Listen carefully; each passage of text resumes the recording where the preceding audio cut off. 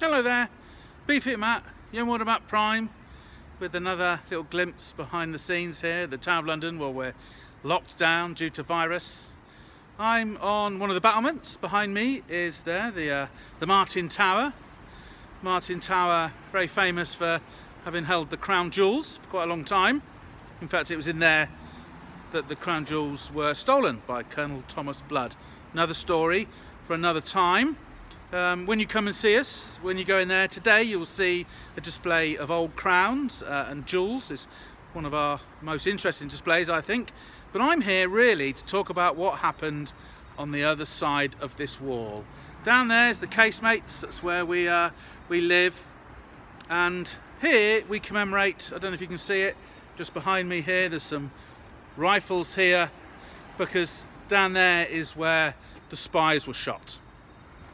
The last person executed here at the Tower of London, Mr. Joseph Jacobs, was shot down there. The story goes that Jacobs was lieutenant in the German army in the First World War.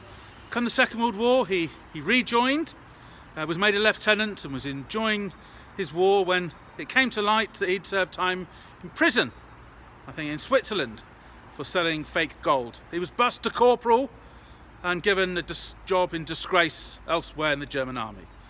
But someone saw something in him, because he was recruited by the Abwehr, the German intelligence, as a spy. And they launched him into England. He was parachuted in January 1941.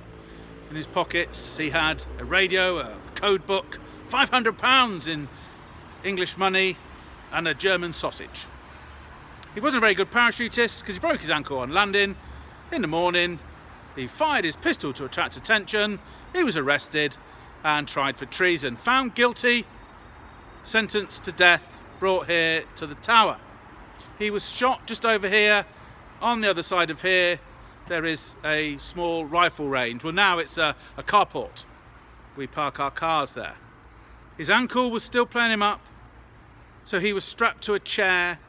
A white patch was placed over his heart, and 8 soldiers from the Scots Guards opened fire at 7:15 in the morning. Now, there is a rumour or a legend that only 5 of those Scots Guards had live rounds and 3 were blank, so they wouldn't know who had fired the fatal shots. I'm not sure that's true. I mean, I fired the 303 when I was a young lad. It's quite a kick to it. I think I would know if there was a blank cartridge in there or a 303 round. If you fired the weapon, tell me what you think about those rumours or legends. I'm not convinced. But we do know that it used to be an open range. And behind me here in the Martin Tower was used for accommodation. RSM, Chief Yeoman Warder Smoker, was living in there. But he was quite perturbed because his children were telling him they were looking out the windows and watching all the spies getting shot. So they put a roof on it. And eventually they stopped using it as a rifle range completely, and now, as I said, we park our cars in there. If you come to the Tower when all this is over, you can go into the White Tower and see the very chair that he was shot in. It's been damaged by the rounds going through it, and it's quite a chilling thought. Well, there's another little glimpse behind the curtain at the Tower. Join me tomorrow or for the next one. In the meantime, stay safe, look after yourself. Beefy Matt, signing out. Take care.